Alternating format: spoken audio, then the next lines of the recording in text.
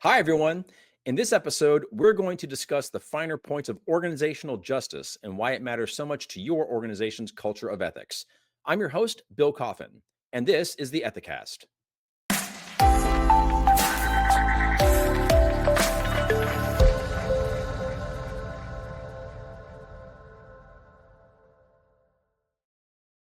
Ethisphere has identified 8 pillars that form the foundational elements of a strong ethical culture.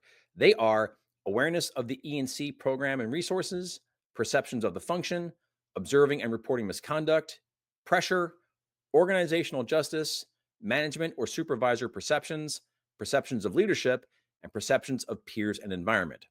Each of these has a particular role to play in the overall ethical health of an organization, and they are all intrinsically interconnected, forming a kind of ethics ecosystem. But one of these, organizational justice, is especially interesting because there's a certain subjectivity to it.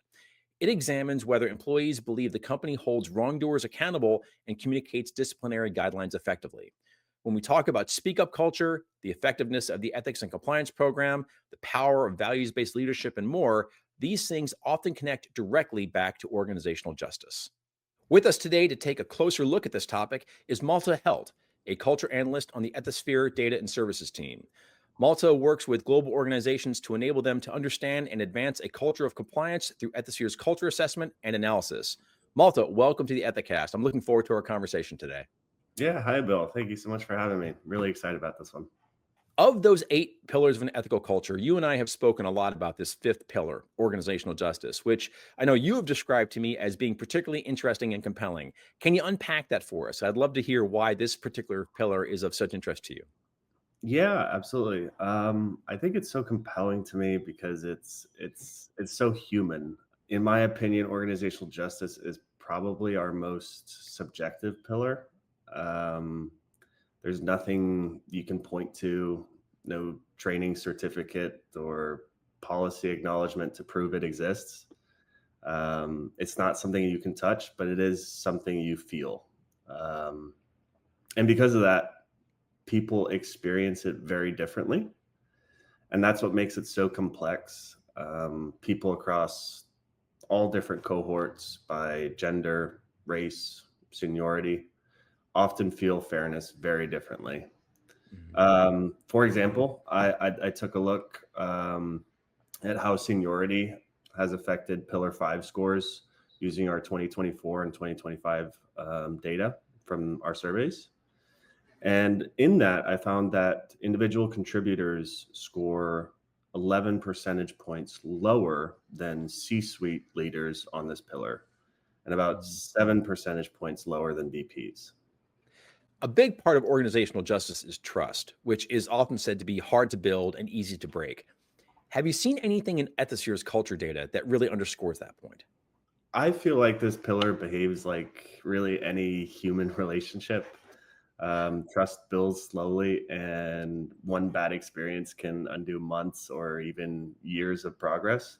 When we look at data on our repeat clients, we see that from year one to year two, organizational justice scores increase by just over a percentage point on average, Mhm. which is modest progress and actually on the lower end compared to most other pillars. But when we look at year one to year three, those same questions average nearly four percentage points higher. Now, for the data listeners, interestingly, the mean change between year one and year three is much lower than the average. Um, and what this tells me is that of those organizations, a portion of them have really figured it out and have learned how to gain trust from their employees, while others might have high scores to begin with, or are still working on building that trust, or have not prioritized this pillar. But what this data also tells us is that trust really doesn't grow in leaps. It compounds slowly through consistent actions.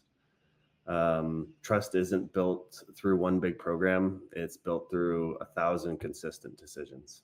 That subjectivity around organizational justice and around trust that you mentioned before, how much of an effort, how much of an impact rather, would you say that really plays into just the inherently incremental nature of trust increasing within an organization? Yeah, I think that's a good point. I think the subjectivity is also what makes it so fragile.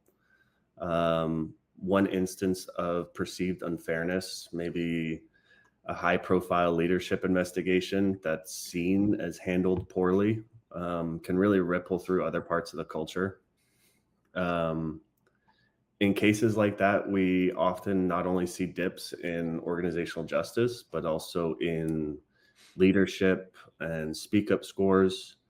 Because if employees don't believe the organization applies the rules evenly, why would they speak up? Hmm. Um, so when trust cracks here, it really doesn't just affect one pillar; it affects the entire ecosystem of culture. I think one thing I want to add here, though, is that there is also an opportunity. Um, if something within an organization happens and is dealt with properly without really having to get to a point of creating massive amounts of external publicity, you might see scores in these pillars increase as employees feel empowered to speak up and trust the system. Given your unique perspective on our culture data, can you share some examples of organizations where, like you said, that culture data shows a drop in organizational justice following like a major breach of trust? Yeah, we've definitely seen that pattern. I think when organizations face public investigations or leadership misconduct issues or even financial crises, the data can certainly reflect it. Um, in those moments, organizational justice tends to take one of the steepest declines, often alongside speak up and leadership. Hmm. I have found uh, and seen a few examples where organizational justice took upwards of a 10 percentage point decline in the organizational justice pillar as organizations underwent these challenges. Um, and what's striking is really how long it takes, an organization to rebound from that. Uh, Right. trust, doesn't recover with a single announcement or leadership change. It really takes it takes accountability, consistency, and visible fairness over time. Hmm. Yeah, people really don't judge fairness by the policy; they judge it by the people that enforce it. When you talk about like you've seen instances where organizational trust can take an up to 10-point hit following a major investigation or a major breach in leadership behavior, that sort of thing. I'm reminded of earlier in this conversation you talked about how on average you're seeing organizations making like a single point increase in trust and organizational justice over time. And this sounds like you can see a possibility where if you have a really really bad incident, you take a 10-point drop in organizational justice, you may be looking at like a 10-year road back to where you were before. Is that an accurate read on things? I mean, it certainly could be. I think this goes back to the data we talked about earlier with the standard deviation. I think there are some organizations that really have figured it out Mhm. and are really able to compound on the ability to gain that trust. And I think a lot of that comes from being transparent. An organization that is transparent helps all employees feel like they have the ability to speak up and trust those that are running those processes. But I also wanted to kind of go back and look at those 11 and 7 percentage point differences between C-suite and VPs. We really don't have a single concrete answer as to why that there are those gaps. But I think a big part of it is that leaders have more visibility into the why behind decisions. Mhm. Things like investigations, disciplinary actions, and business context, right? And with that insight, decisions feel fairer to them. But going back to the individual contributor, who don't see all those moving parts, decisions can look quite inconsistent or biased, even if the process was fair. Um, And here's kind of where it gets interesting. Most employees will actually never be a part of of an investigation, right? But it means their perception of fairness is mostly secondhand, shaped by what they hear from others or by the organization's reputation for doing the right thing. So, for most people, as you said, organizational justice really is a proxy for trust. Organizational justice seems like an aspect of culture where the stronger it is and the more it works, the more invisible it becomes. Do you see any particular challenges or opportunities that this presents to ethics and compliance leaders as they prove the value of their program or as they communicate the merits of organizational justice measures to employees? Yeah, it's true. When justice is working, it does feel quiet. And that can make it hard for ethics and compliance leaders to prove progress, because there's nothing tangible to hold up, as we discussed earlier. But that invisibility is actually a good sign. My advice to leaders is don't give up just because you don't see obvious results or data change from one year to the next. Um, Trust doesn't build overnight. It's like a savings account. Mm. Small, consistent deposits that grow over time. You may not notice it month to month, but you will over the years. Um, Even though it's invisible when it's healthy, it's still important to communicate it as well.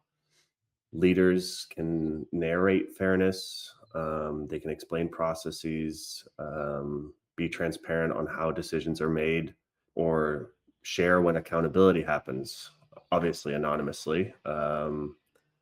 But that's really how you make the invisible visible. Well, Maltha, this has been a fascinating conversation. Thank you so very much for sharing your insights and your findings with us today. Yeah, thank you so much for having me. It's been a great conversation. I truly believe that that organizational justice is the heartbeat of ethical culture. It's not about being perfect; it's about being consistent. If employees believe their organization will do the right thing, even when no one's watching, that's when trust becomes part of the DNA. To learn more about how Malta and his colleagues within Ethisphere's culture team can help your organization measure and analyze the strength of your organization's culture, please visit ethisphere.com/solutions. Ethisphere has just published its latest report, AI in Ethics and Compliance, Risk to Manage, Tool to Leverage, which features an overview of AI regulatory trends, AI governance best practices, and use cases from ENC leaders at Cargill, Palo Alto Networks, and Verisk, who are all integrating AI into their team's daily work. To get your free copy of this report, please visit ethisphere.com. Thanks for joining us. We hope you've enjoyed the show. For new episodes each week, subscribe to us on YouTube, Apple Podcasts, and Spotify. And if you don't mind, please follow Ethisphere on LinkedIn as well. Every like, comment, and share helps us in our mission to make the world a better place by advancing business integrity. That's all for now, but until next time, remember, strong ethics is good business.